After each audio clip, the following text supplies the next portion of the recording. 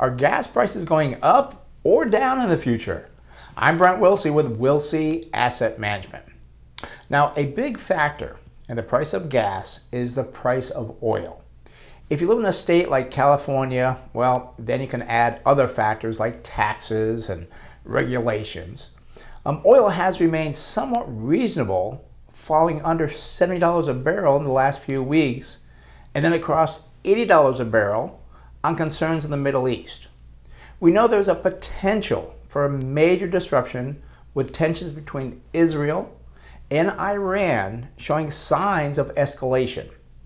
The war in Ukraine continues to linger on, but so far it has not deterred Russia from selling their oil to countries like China and India.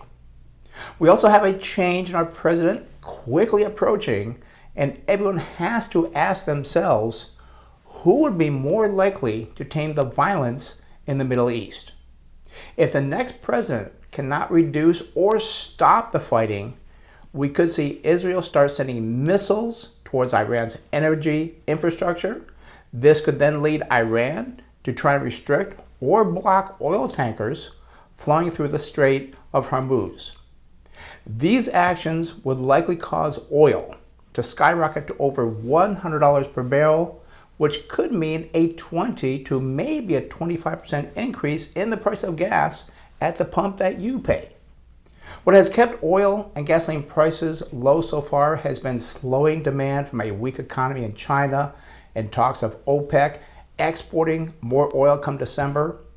It's also important to know that there is less oil in storage than the historical average, which could mean there is pent-up demand to refill that storage. If you're an investor, I think it makes sense to have at least 5% of your portfolio in oil and natural gas companies, because I believe the upside in the price of oil, unfortunately, is much greater than the downside. Stay ahead in the investment world by subscribing to our YouTube channel and weekly newsletter for the latest economic news, expert analysis, and market insights.